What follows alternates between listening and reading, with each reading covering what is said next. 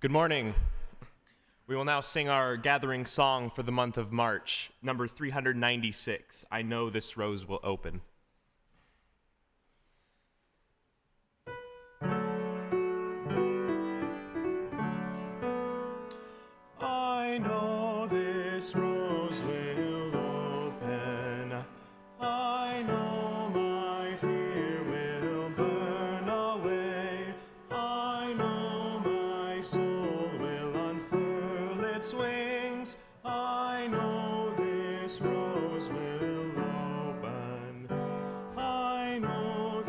this rose will open.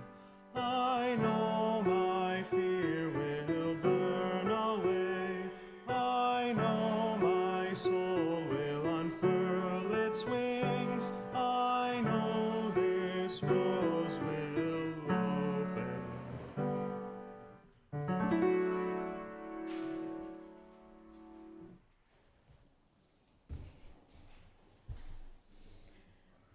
Good morning. We are called to gather as a community of wide-ranging beliefs in the full glory of our diversity. My name is Bridget Laflin. I'm the Ministerial Intern here at UUS. I am a short, fat, white woman with long brown hair and glasses wearing a magenta dress.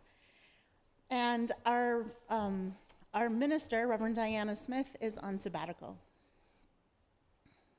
We take this hour as a separate time, one in which we pause to listen, one in which we raise our voices, one in which we root ourselves deeply in the wonders of life together.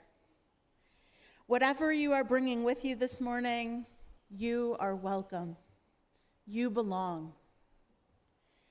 We are a congregation of many ages, many genders, many races, many sexual identities, many abilities, and our radical welcome is embodied in all of us. Outside, it is a crisp,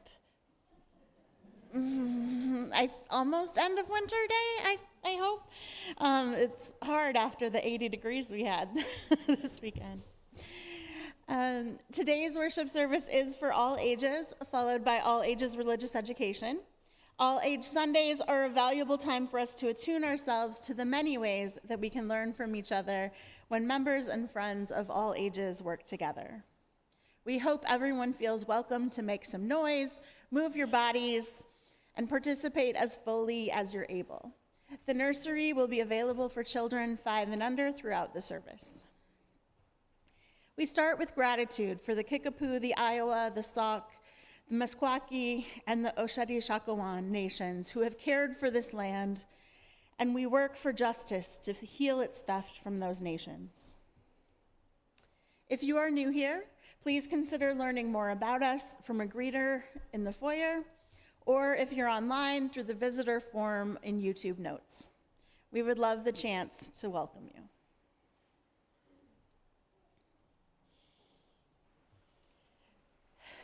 As we gather this morning, I invite you to bring your whole selves into this place. No matter your experiences or expectations, this is a time and place to be reminded that you are loved. Whatever your pain, your fears, your anger, your disappointment, your despair, you are loved just as you are. With your joy, your excitement, your anticipation, your love, you are loved just as you are. In your boredom, your worry, your restlessness, your insecurities, you are loved just as you are. For all of your curiosity, your certainties, your seriousness, and your silliness, you are loved just as you are. As we hold one another in love, let us worship together.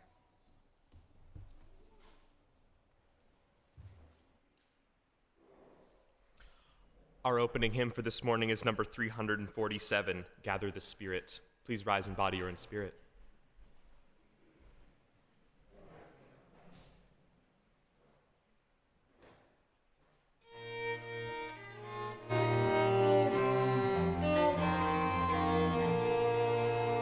We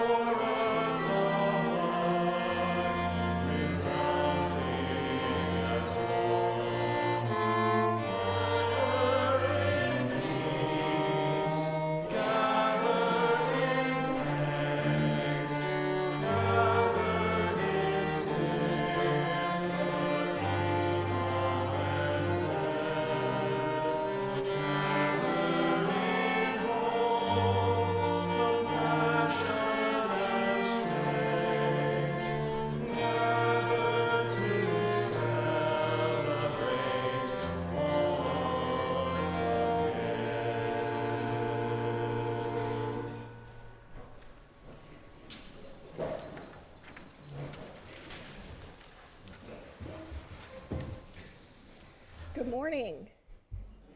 My name is Kezia Walker-Cecil. I'm a worship associate here at UUS, and I use she and they pronouns. I'm a tall, red-haired white woman wearing a white and purple sweater in celebration of St. Urho's Day, which is today. So, happy St. Urho's Day.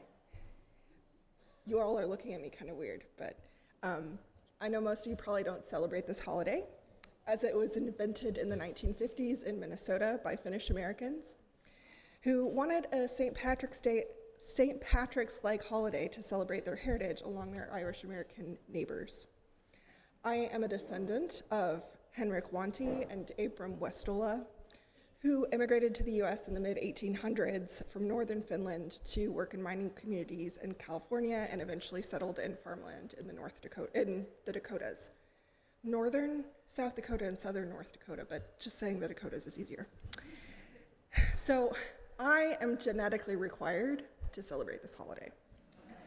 By wearing purple, mostly, and maybe yelling at grasshoppers. I don't know.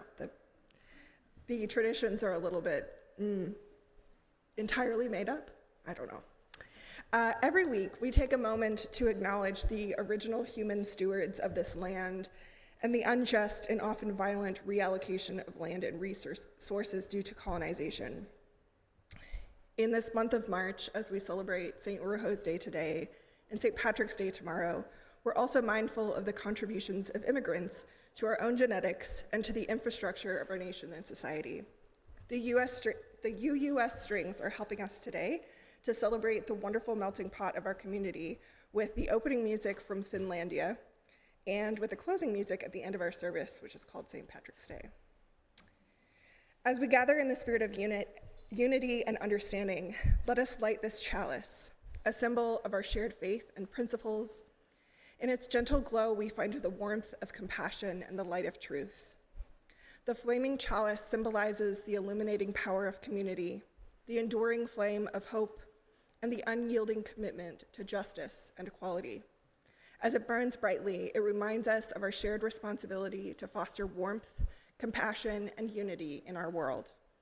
Through its flickering flames, we find the strength to advocate for a more just and inclusive society where every individual is embraced and celebrated for their unique contribution to the tapestry of humanity. Please join me in saying our chalice lighting words as Riley lights her chalice.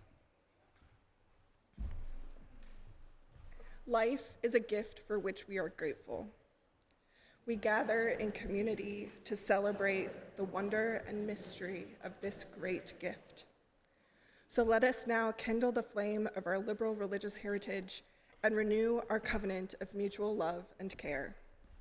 Love is our doctrine, the quest for truth is our sacrament, and service is our prayer, to dwell together in peace, to seek knowledge in freedom, and to serve those in need. This we promise, this we covenant, with life and one another. Each week we also light a candle for justice and healing.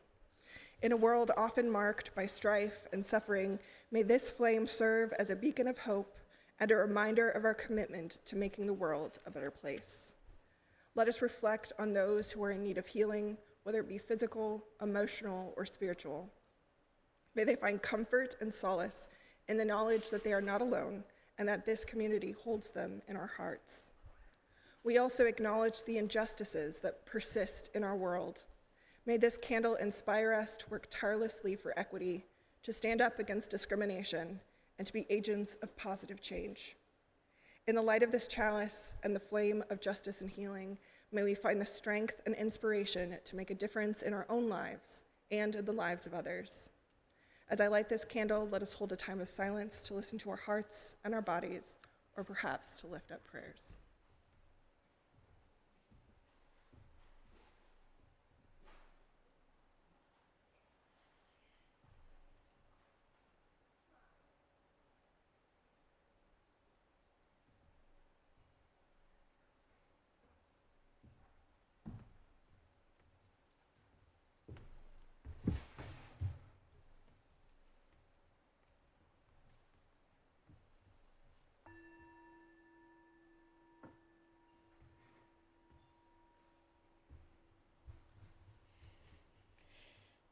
Today we're going to talk about fear and ways that we can acknowledge our fear and handle it in productive ways. We're going to be talking about 3 ways to address fear, and the first is my favorite. It's laughter. When I was a little girl, and if I'm being honest, also when I was not so little, I was very afraid of the dark. I was sure there were scary things hiding in my room. My mom was a nurse and usually worked overnight shift, so she wasn't home to protect me at night. And my dad, well, he was not the kind of person that you woke up in the middle of the night unless there was a really good reason. And I had learned from prior experience that the possibility of monsters under the bed was not a really good reason. So sometimes, when I was very scared, I would sneak down to the basement and turn on the TV. I remember watching reruns of the Three Stooges in the middle of the night, and I would laugh and laugh at their silly antics. And the laughter had this magical power of making the fear go away. When I was a kid, I didn't know why that worked. But it turns out that there is a scientific reason behind laughter defeating our fear. Fear literally closes down parts of our brains. When we are afraid, our minds respond with the primal instincts of fight, flight, freeze, or fawn. The intellectual and creative parts of our brains disengage when our body prepares to fight for survival. But when we laugh, we reopen those neural pathways. We make it possible for creativity and intelligent thought to enter back into the situation. So we can approach our fear in a rational, creative, intentional way, and not just with our first gut reaction. I think this is part of the reason that late-night political comedy talk shows are so popular. Stephen Colbert, one of those late-night TV shows hosts, said in an interview, "Hopefully the best thing I can do is to make them laugh. I can make them not afraid. That's what my goal is, to make the audience not be afraid, because then they will know what they actually think. Because when you're afraid, you can't think. And fear, as Frank Herbert says in Dune, fear is the mind killer. But if you're laughing, you can't be afraid. So if you laugh, I know you can think." Now, Nick is going to lead us in some laughter exercises.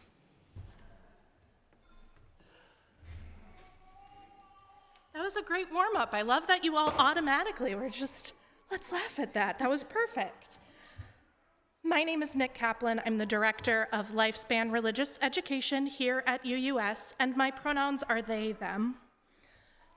If you happened to be here, last January 2024, we did an entire service full of laughter and lots of laughter exercises. Some of this may feel familiar, and that's okay. We're going to practice again. So, as Bridget was saying, laughter isn't only good at helping us access the creativity and intelligent thought in our brains. Laughter is also good at helping our bodies in lots of other ways. While we try out these different types of laughter exercises all together, I'll let you know what and how it's helping our bodies. When I put my fist up in the air like a choir director, it means it's time to stop laughing so that we can try a new laughter exercise together. Got it? So what am I going to do when we need to stop laughing? Well, awesome. Great job. Okay. So, what's the first thing people usually do before they exercise? I heard it: stretch, warm up. We got to get our muscles ready, right? We don't want to hurt our muscles and our bodies. It's going to be the same way with our laughter exercises. This is what's called a gradient laugh, and it is going to help us build and warm up those laughter muscles. So, it is going to start with a fake smile. I know that's going to be difficult for some of us, but just a little weak, maybe even just a smirk, and then it might become a real smile, and then a giggle, and then a laugh, slowly and gradually increasing in tempo and volume. Understood? So we're starting small and getting bigger. All right, so let's try it. You might want to look at someone nearby, or you might want to close your eyes if you're feeling a little uncomfortable. So let's start with that fake smile.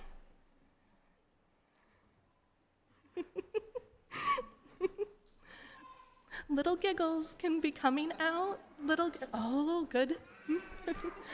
I like that we've got some working together. Little giggles then are going to get a little bit louder.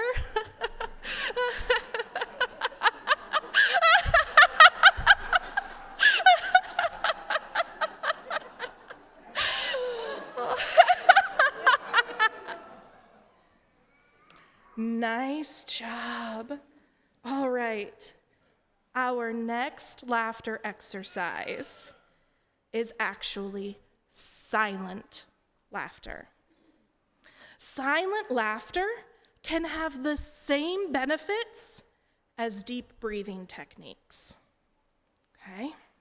So, for silent laughter, what we're going to do is freeze our face in a big smile and then let our bellies do the work of pushing air in and out as if we were laughing out loud. All right? But this one's going to be silent. Some noise might come out. That's okay. But we're going to try and do silent laughter. So big smiles.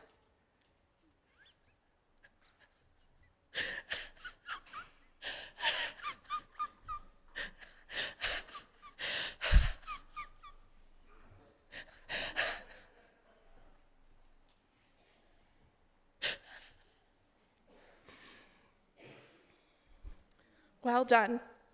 It would have been easy for me to continue because you were all doing such a great job doing silent laughter. All right. Stress relief laughing. Stress relief is something that most people need. Raise your hand if you don't need stress relief. That's what I thought. So stress relieving laughter is what we'll do next. When we are stressed or afraid, our muscles can tense up.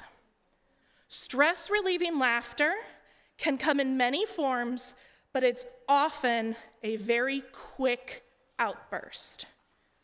So the way I will help explain this to the adults, because I think the kids get what I'm saying in a quick outburst of laughter. But imagine, we're going to call this one the credit card bill laughter.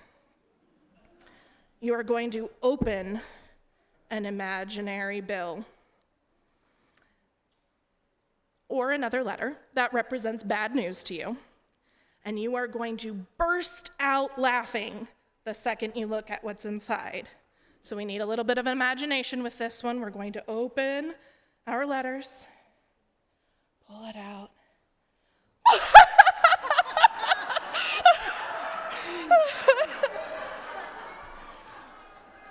Awesome. Nice job. That was a sudden outburst, and that can get us to release the fear and the stress that's being held tight in our muscles. Laughter not only sends feel-good chemicals through our body, but it can also help us cope with lung and heart diseases, or illnesses, For our last exercise, we're going to practice what's called a hearty laughter. So what we're going to do, some of you are kind of close together, so this might be difficult. Adapt it as you need to. We are going to spread our arms out, up, forward, whatever works for you. Spread our arms out. We are going to look up and laugh heartily as though you are directing laughter coming straight from your heart and going out. All right, are we ready? I see lots of arms spread.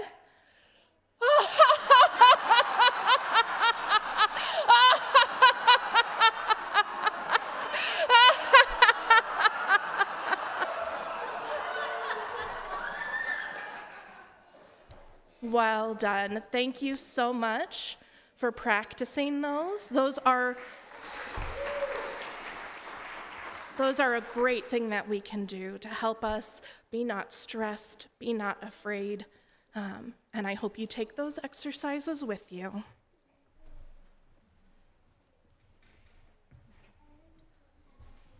Thanks, Nick. Another way to deal with fear is to hold on to faith. When I was a little girl, another thing I would do to deal with my fear of the dark was to pray. I had a lot of faith in God, but people can have faith in many different things. Some people in this room have faith in a deity or deities. Others have faith in science and logic. Others believe in the goodness of humanity. For still others, it is faith in the power of nature, or faith in community, or even simply a strong faith in themselves. I remember as a child, one of my favorite hymns at church was called "Be Not Afraid."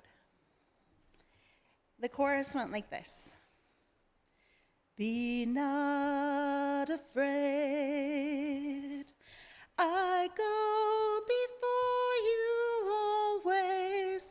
Come, follow me, and I will give you rest."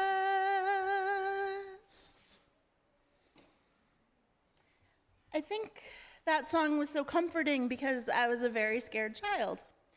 I put up a good front, but I was scared of almost everything. And I think all my fears originated from one primary fear, the fear of being alone.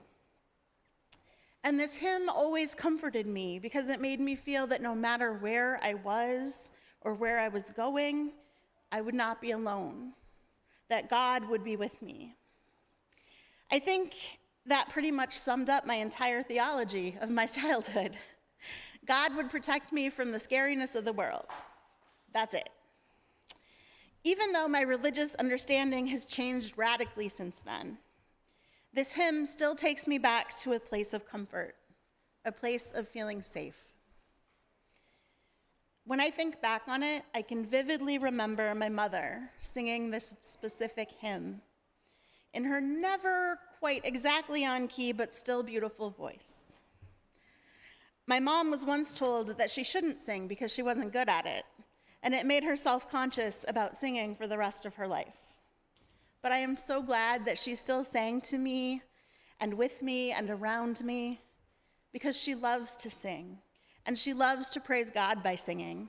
And it is because she was brave enough to do a thing that made her happy, regardless of what others may think, without having to be perfect at it, that I have these amazing memories of my mom. So when I think of that now, this song now, I don't think as much of Jesus or God. I think of my mom. And I would be willing to bet that this hymn was also sung by her mother. And when I think of my mother and my grandmother singing this song, the lyrics have a different meaning to me. Be not afraid. I go before you always. Come, follow me, and I will give you rest. I think of all the times that my mother was there for me, the times I was heartbroken, the times I was exhausted, the times I was overwhelmed, the times I felt alone. I think of all those times that she comforted me and loved me and put up with my nonsense. I think of all the times she provided me a place to rest my physical body as well as a place to rest my heart and soul. And I think of all the times I am called to follow in her footsteps and show the same love and compassion for my own children and for others in my life. The times I am called to be a place of rest and calm in the midst of the storms that are their lives. The times that I can provide a safe place where they do not have to be afraid of the unknown, at least for a little while. And these thoughts of my mother and grandmother and all the lessons I've learned from all of the people who have gone before me help me to hold on to my faith. I remember that others have made it through scary times and frightening situations. I remember that I am not the first to journey through the unknown. Generations of people have stepped out into fear with nothing more than their faith to sustain them. And I can do it too. And so can you. We are not alone, and we need not be afraid.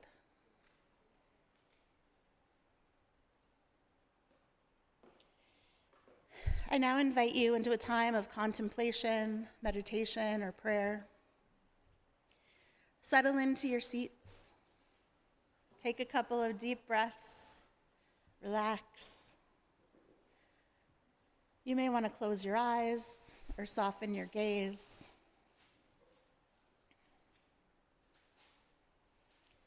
When there is fear, may we find a way to laugh.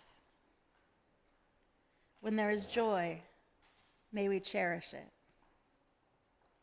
When there is uncertainty, may we hold on to faith. When we are secure, may we share our bounty. When there is loneliness, may we lean on our beloved community. When there's anger, may we fight for what is just. When we are comfortable, may we ease another's pain.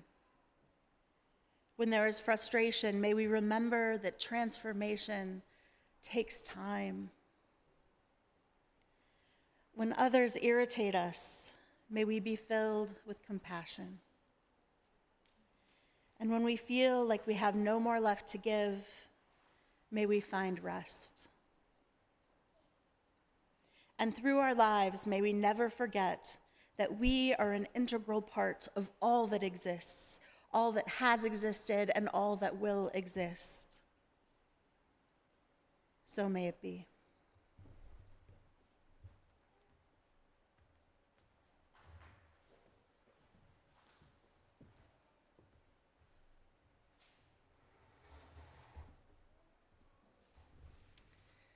To live out our mission, values, and principles, each week's Sunday offering goes to an organization in the community that this congregation has chosen to support. In celebration of Women's History Month, our community partner agency is the Emma Goldman Clinic. Founded in 1973 in Iowa City by a group of women driven by feminist ideals, Emma's continues to provide non-judgmental, quality reproductive health care, including abortion services, gynecology services, safer sex promotion, and active education for women and men in all life stages, and strives to increase economic, geographic, structural, and language accessibility for the clients that they serve. Clinic staff and volunteers welcome individuals with diverse gender and sexual expression and offer total support of pregnancy choices, flu shots, STI and UTI screening, and options for counseling are also available during walk-in hours. All cash contributions go directly to our community partner agency. You may use the memo line of our check or our online giving portal to designate a contribution to the community partner agency, your annual pledge, or additional operating expenses. As we conduct the offering, we also recognize the many non-financial contributions that keep our congregation running and that members of our congregation provide to the broader community. We are grateful for everything, tangible or not, that you are willing and able to give. As we give and receive the offering, may we be transformed by our giving, and may the world be transformed by our gifts.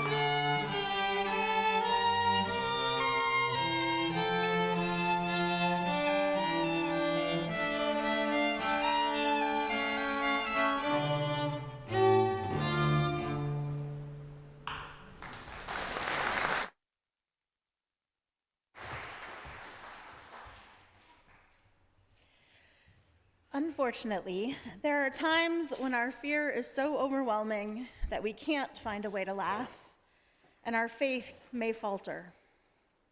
Luckily, at those times, we know that we always have each other. When I was a child, I had a pretty narrow definition of what church was. To me, it was a place to go to learn about a mysterious God that I couldn't see and never could quite get an understanding of, but I was told that he loved me and would protect me. So church was a place for my little girl self to find protection from the fear that threatened to constantly overwhelm me. And I needed that. To be honest, I still do. We live in a scary world. There is so much negativity, so many things that are out of our control, constant media coverage of the worst the world has to offer.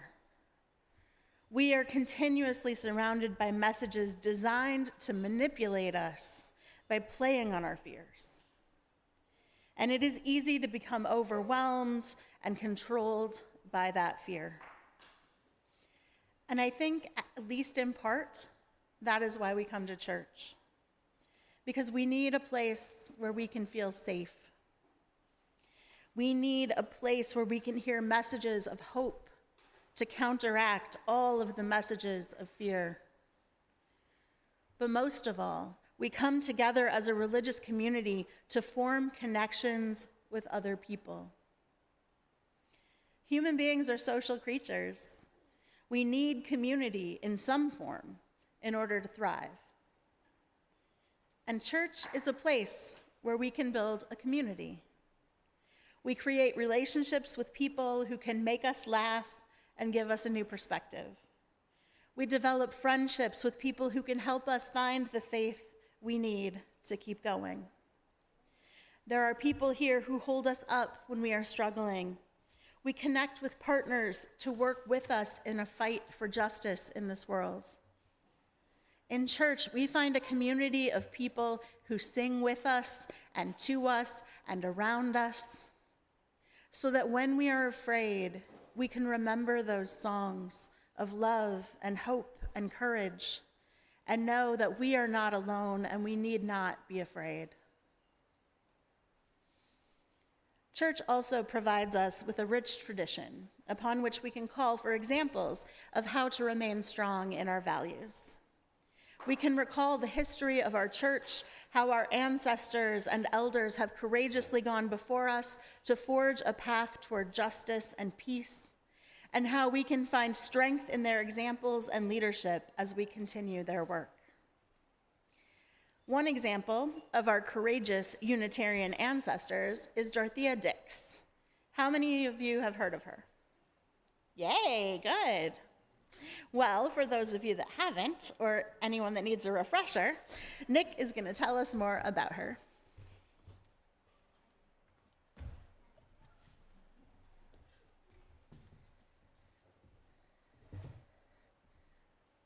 Once upon a time, in a small town called Hampton, Maine, there was a young girl named Dorothea.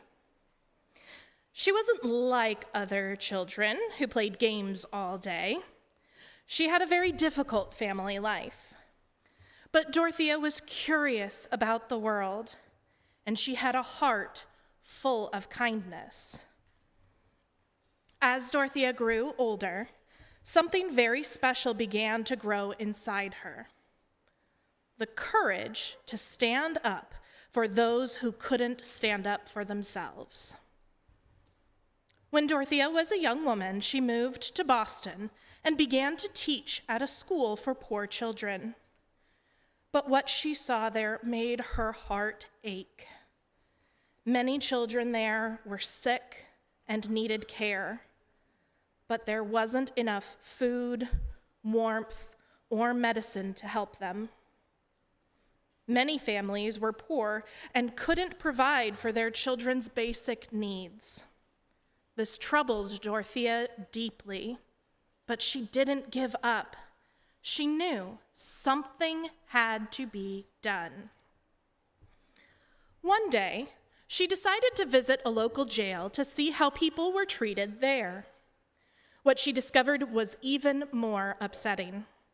The people in the jail were kept in dark, cold cells, and many were suffering from mental illness. They had no one to care for them. Some of them had been locked away for many years without ever being treated for their conditions. Dorothea couldn't stop thinking about these people. She realized that they needed help, not punishment. They needed care, not confinement. Someone must help them, Dorothea said to herself. These people deserve to be treated with kindness and respect. Dorothea was brave. Instead of keeping her thoughts to herself, she decided to speak out.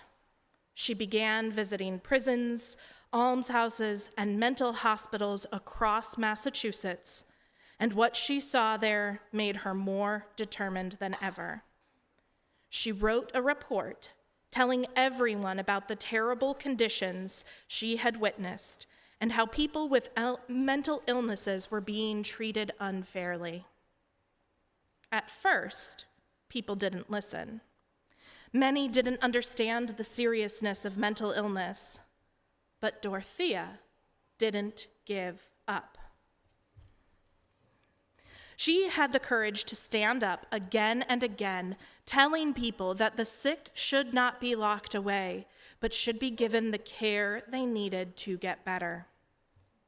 Her efforts paid off. In 1848, Dorothea's hard work led to the opening of a new hospital in Massachusetts for the mentally ill. She didn't stop there. She continued her work, traveling across the country and even to other parts of the world, urging leaders to build more hospitals where people could get the care they needed. Dorothea believed everyone, no matter who they were, deserved kindness and support. In the end, Dorothea Dix's courage changed the way the world looked at mental illness. She helped create a new system of care where people were no longer locked away in dark, lonely cells, but were given a chance to heal in peaceful places where they could receive love and care. Dorothea Dix spent the rest of her life working to improve conditions for the sick, the poor, and the forgotten. Dorothea taught the world that courage is not about being fearless. It is about standing up for what is right, even when it's difficult. And so, the next time you see someone who is hurting or in need, remember Dorothea Dix and her brave journey. Maybe, just like Dorothea, you'll find the courage to make the world a better place.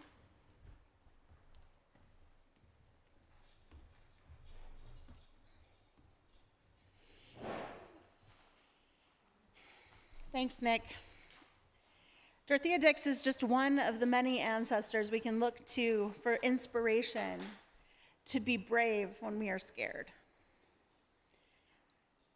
When church does what it's supposed to do, it is a place of unconditional love, welcome, and acceptance for those who seek to live in sacred covenant with one another. We can be the pillars of loving strength for each other when the darkness is a little too scary to handle on our own. We can be a place of comfort and rest for one another when the fight is just a little too hard to handle. We can be sources of laughter and faith and joy and strength and songs for one another when the fear is just too overwhelming. We can inspire each other with the stories of courage and strength of our ancestors. We can, and I pray that we will.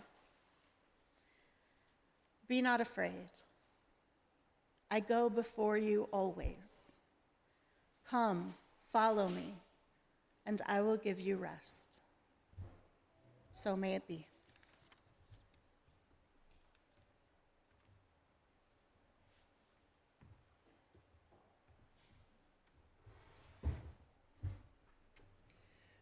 Nurturing gratitude and how we understand and express interdependence is part of how we live into our Unitarian Universalist faith.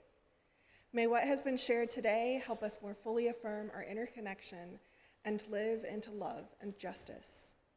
Immediately after the main worship service on All Ages Sundays, we have All Ages Religious Education. There are a variety of activities to choose from that engage participants in the theme for the month. For this month, that theme is trust. Many of the tables in the fellowship hall have conversation cards, and there's a table full of games and brain puzzles to get us laughing and working in community.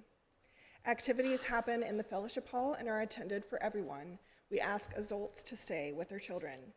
And now, to close our service today, Andrew will lead us in our closing hymn. Our closing hymn this morning is number 1012, When I Am Frightened. Please rise in body or in spirit.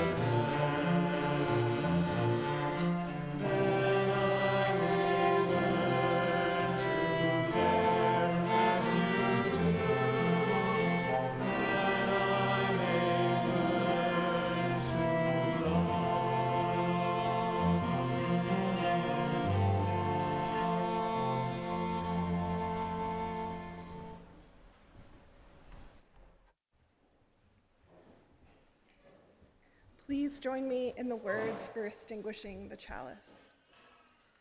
We extinguish this flame, but not the light of truth, the warmth of community, or the fire of commitment. All these we carry in our hearts and in our minds until we are together again.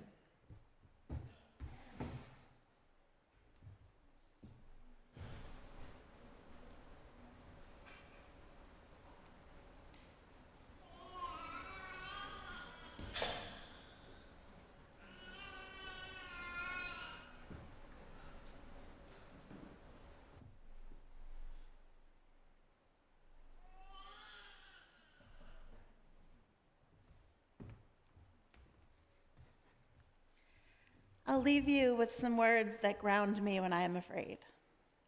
The words come from Julian of Norwich, written about 1373, with an additional line added by songwriter Penny Stone. All shall be well, and all shall be well, and all manner of thing shall be well. For there is a force of love moving through the universe that holds us fast and will never let us go. Go in peace.